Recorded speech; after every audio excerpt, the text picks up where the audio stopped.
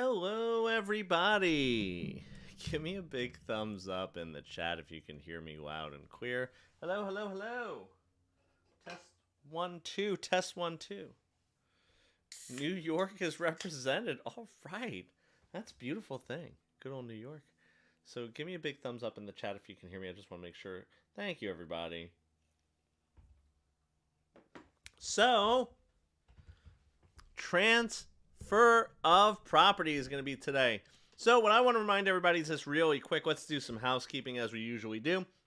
If you're here with me live in the chat or watching on recording, please make sure you hit that like button. It really helps us out over here at Prep Agent. It really helps us continue to do what we do. So that's why that like button really does help us out. And what I want to do is this also too, if you are here with me live, okay, then what I want to do is this. I want to make sure that you know that you can ask any question that you want in the chat. If it's totally relevant, yeah, absolutely, rock on. We're going to answer it right here with you. So thank you for liking the video. So please, what we'll do is this. Let's just jump into it. Shall we?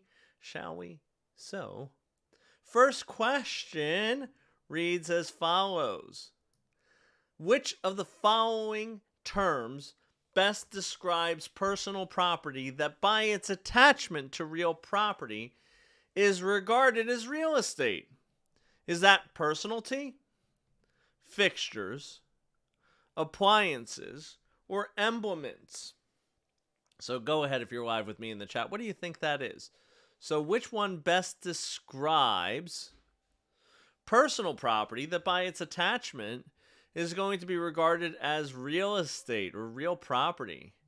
Oh, everyone's saying B as in brownie. B as in brownie would definitely be the answer here. So let me ask you this, okay? What is a trade fixture? What is a trade fixture? And let me actually go a little further down on the screen so you can see it. Boop, boop, boop, boop, boop. Okay, what is a trade fixture? So type that into the chat with me if you're here with me live. Okay, so we know that personal property that has been attached to the real estate is considered a fixture, right? And I'm asking you, what is a trade fixture? So a trade fixture, okay, is going to be a situation where what that is this. A trade fixture is going to be something that has to do with a business or a trade. That would be something like a dentist chair, pizza oven, okay? What it is it's something that is attached to the property, might probably be considered a fixture, like looks, talks, acts, and quacks like a fixture, hence why fixture is in the name, but because of its unique use for the business, it is actually going to be considered a part of the business. So like barber's chairs. Someone said professional fixtures. Yeah, I like that. You know, things that have to do with a trade. Absolutely 100%. Okay? Someone asked, if you're a pro poker player and have a poker table, could it be considered a trade fixture? Now, here's the thing. This is something that I really want to make sure that you understand. If it's movable, never be a trade fixture. It would just be personal property, right? A trade fixture is something that looks, talks, quacks, and acts like a fixture. In all other times, we would probably call it a fixture. So it's attached to the property in some manner, shape, or form. That's why dentist chair, like bolted down into the ground. Okay, pizza ovens, fridge, freezer, if it's bolted down into the floor. They always like the nail salons, the sink basins, or a hair salon, things like that, that would be things that would be attached to the property. But because of its unique use in the business, they call it a trade fixture. Okay? They call it a trade fixture. I see all of you are having a wonderful, fantastic time in the chat. That's absolutely excellent. So let me ask you this. Any questions, concerns, burning desires on this one? No? Going once, going twice? Yeah. Happy first of the month. Let me ask you this, because this one's always one that I always get. whenever I see it. What is an emblement? What is an emblement? What is an emblement? Okay. And type that into the chat if you could. Okay. Thank you, Francis. I started to pass on my third try. But it's all worth it. Stu helps so much. Yeah, with the math. Oh, 100%. Love that. Love that. So an emblement is going to be personal property, right? It's going to be considered personal property, and they call it fructus industrials. Okay? What that means is this. It means fruits of industry or fruits of labor. So what happens is basically this. Fruits of labor, okay, basically mean it's annual crops. It's basically something that what happens is this. It's a situation where it is not going to bear fruit without labor attached to it, without labor being added to it. There's two types of fruit-bearing plants or harvests, okay? There's fructus industrials, which are fruits of industry. They basically bear fruit because there's been labor applied to it. Okay. Then there's fructus naturals, which is basically a situation where that would be naturally bearing fruit trees, like an apple tree, something like that.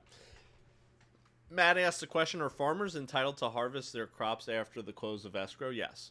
Absolutely 1,000%. That is exactly what an emblement is. An emblement is basically the right to harvest it. It's literally verbatim, okay? It's personal property.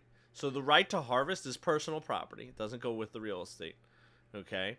Walnut trees, yeah, I mean, I'm not really a big walnut expert, but I would probably say that that's probably fructus naturals, where the walnuts would bear fruit every season without having to be having any kind of labor added to it. Okay, perfect. Apple trees are going to be fructus naturals, as I said. Okay, so let's keep it moving and grooving. That was a great question. Love it.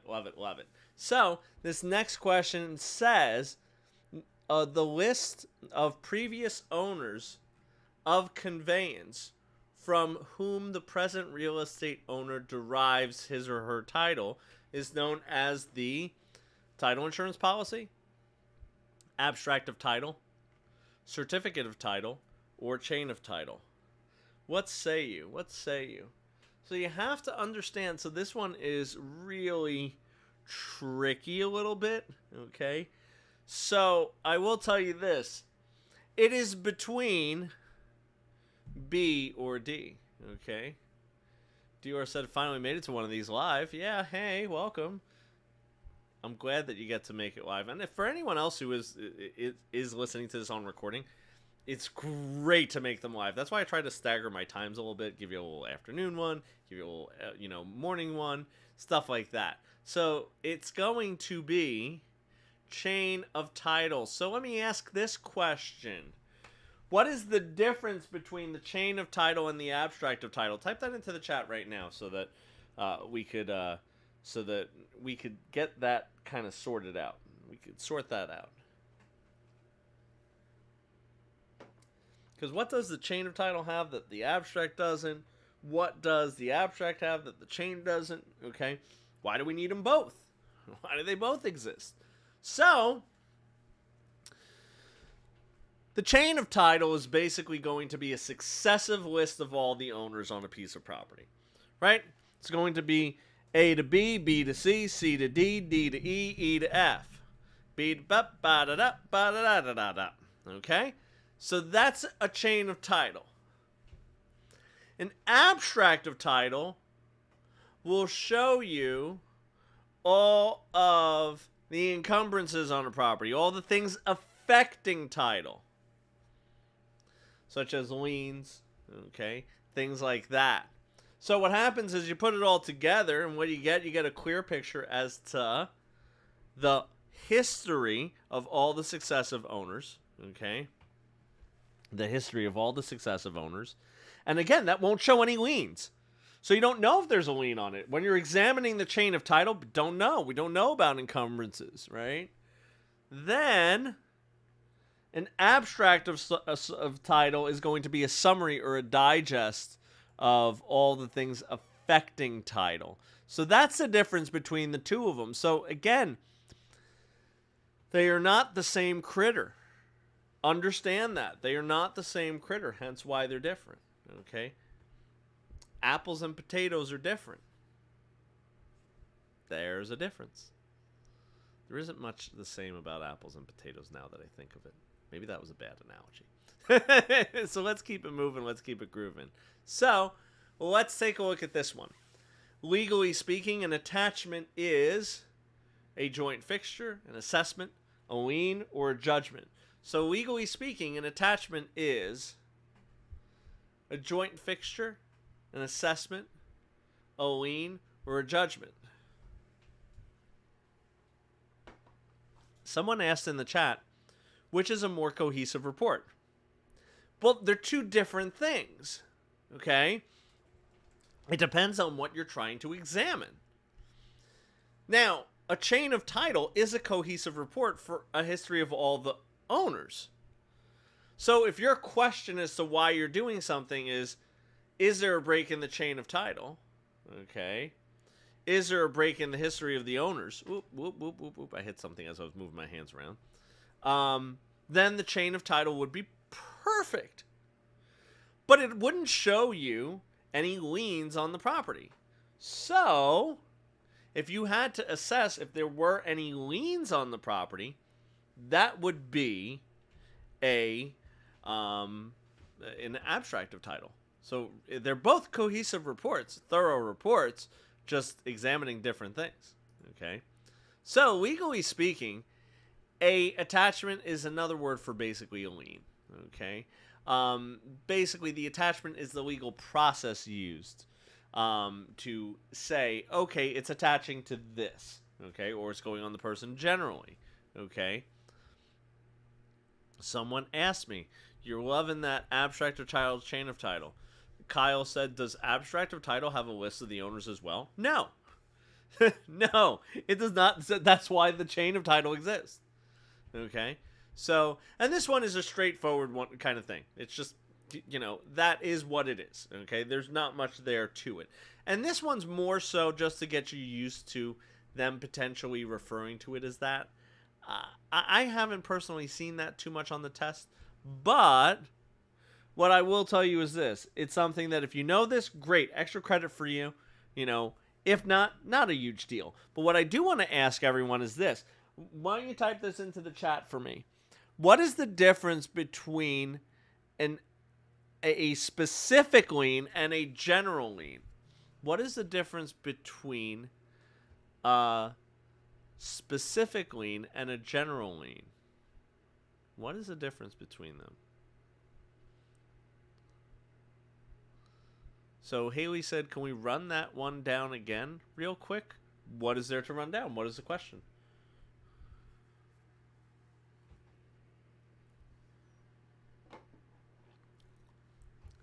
So, specific is for one specific piece of property. Yep. So if you have Stu, and I'm, Mr. Moneybags here, and I own property A, property B, and property C, what happens is this. It's a situation where what happens is if we have a specific lien, it's going to go on either property A, property B, or property C. Okay. General liens are going to go on the person generally. Okay. Meaning they're going to go on, they're usually like judgment liens. They go on everything. So they would go on property A, B, and C, and my Maserati. You know what? I'm just going to drive a Maserati if we're going to play. I have 3 properties. We're going to play I have a Maserati too. So Haley was asking more specifically, legally speaking, an attachment is a lien. Yep. That's it. There's not much else to talk about with that. It basically, this is just straight up vocab. There's not much to really, to really talk about there. If you have a question, I'd be more than happy to answer it. But it is what it is. This was one of those straightforward ones. So let's keep it moving. Let's keep it grooving. Someone said, please like the video. Yeah, absolutely. That helps me out. It helps Joe out. Cynthia, Candace, Maria. It helps us all out. I can't believe I've been with Prep Agents so long. That went from a couple instructors now to having a list. Pretty soon I'm going to be like Santa trying to rename the reindeer. So let's look at this one. A bill of sale is used to transfer the ownership of what? Appurtenances, real property, personal property, or fixtures. Okay. A bill of sale is used to transfer the ownership of what? Appurtenances, real property, personal property, or fixtures. Cynthia said, "Will grandfather you in?" Yeah, I'm basically. I think I was Joe's first hire actually, as an instructor. Wow. So bill of sale transfers what? Okay. A bill of sale transfers personal property. It transfers personal property. Zoe, that is a great question. It is a loaded question. It will probably take me the rest of the class to go over that. But I will tell you this. The question that Zoe asked was, can you explain the difference between a grant deed and a deed of trust? They're completely different animals. The only thing that they share in common with one another is that the word deed. Grant deed is going to transfer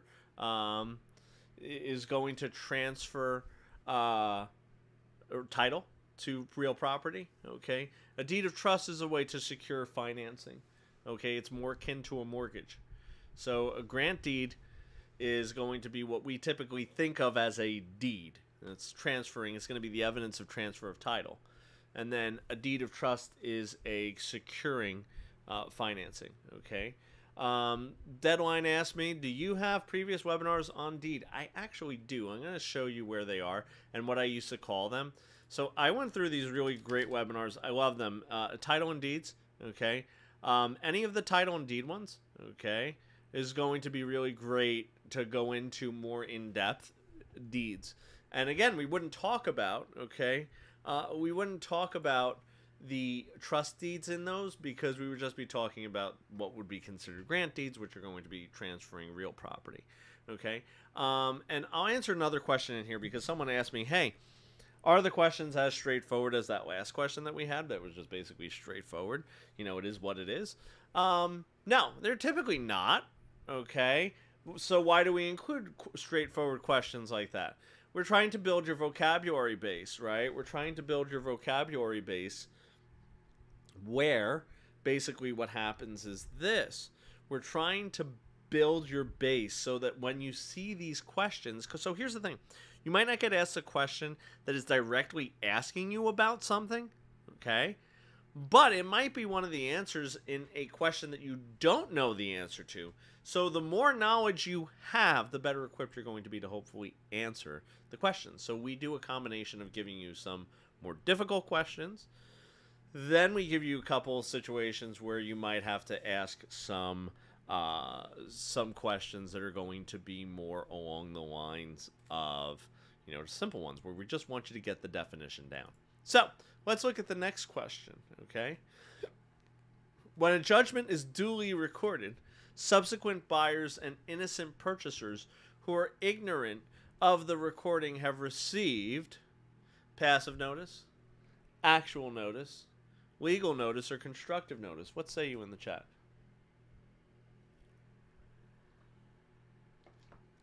Someone said, finding it hard to remember disclosures and fair housing laws. Yeah, that would be practice and disclosures. We have a lot of good webinars on that. Okay. So there's, again, I always tell you, go into the historic library of webinars. Like, we have those videos here for you. We have those. Okay. A lot of you are saying D as in doggy, D as in David. Okay. D as in donut.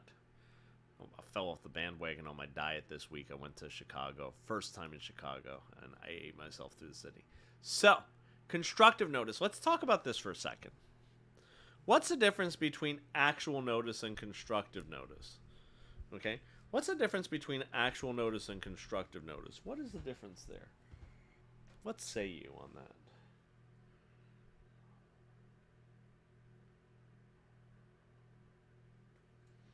What say you, my good friends? So the difference between constructive notice and actual notice is this, and I always kind of the only way that I could really describe it is this: actual notice, okay? Actual notice is, and someone said spoken versus written. Nay, nay, nay, nay. Watch this, watch this, watch this. I am wearing a hot pink shirt. Now listen, whether you are hearing that on recording or live with me right now, you now have actual notice, actual direct knowledge that I am wearing a hot pink shirt.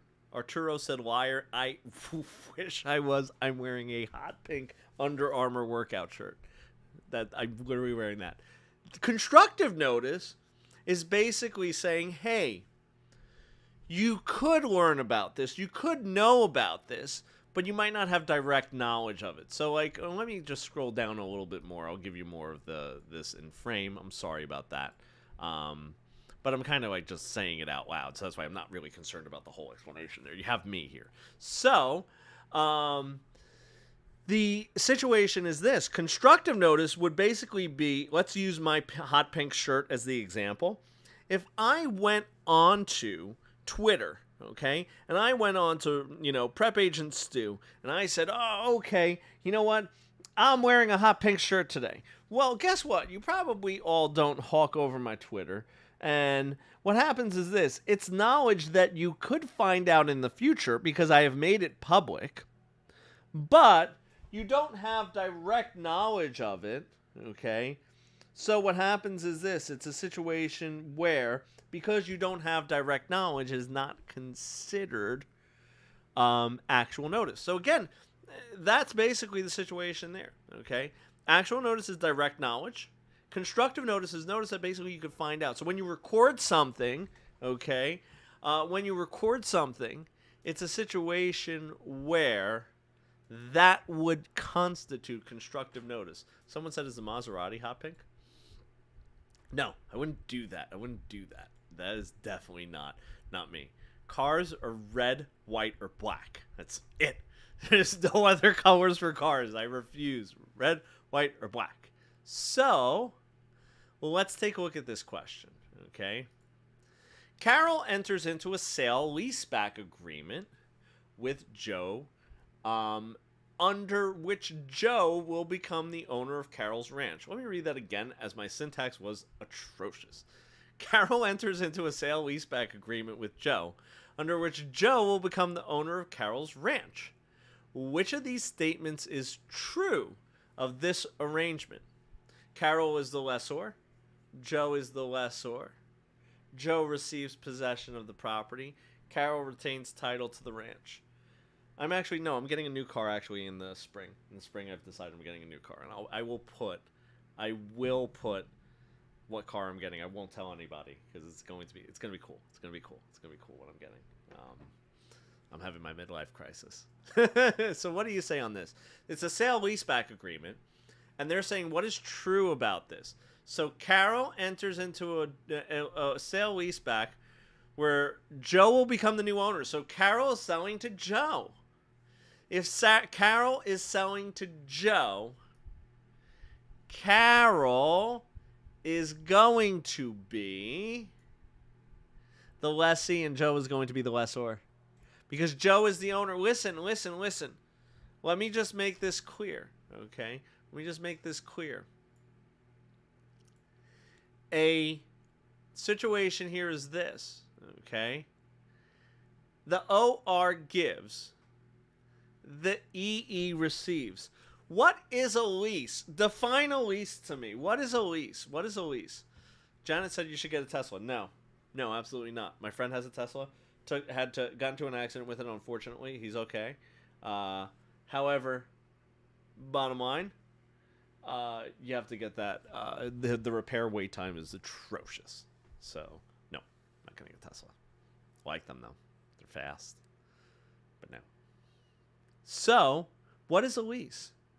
So, a lease is, someone said taking temporary ownership. Nay, nay, nay, nay. So, a lease is less than freehold.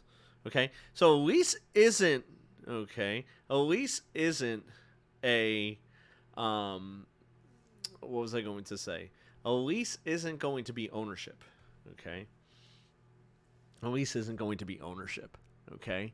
A lease is the right to use and possess the property. So who's giving someone the right to lease, to possess and use the property? The owner is. The owner is saying to them, hey, here, I'm going to chop off from my bundle of rights the right to possess and use the property. You are now going to have the right to possess and use the property. So in a sale leaseback, Carol is selling it to Joe. Joe is then leasing it or giving the lease to Carol. Joe is the one who is the lessor. Give me a thumbs up in the chat if you could, if you like that. If you got that, if that makes sense. If you have any other questions too, feel free to type it in.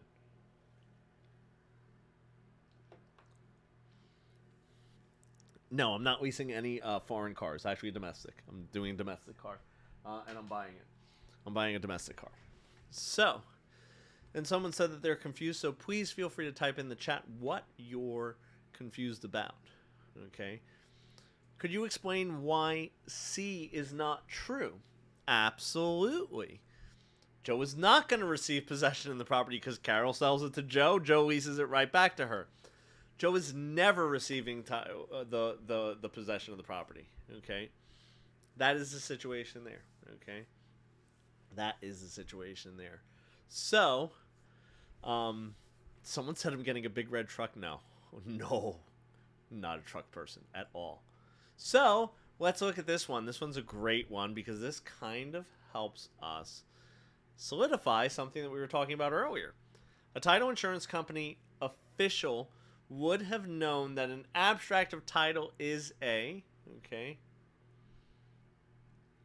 So, a title insurance company official would have known that an abstract of title is a... What?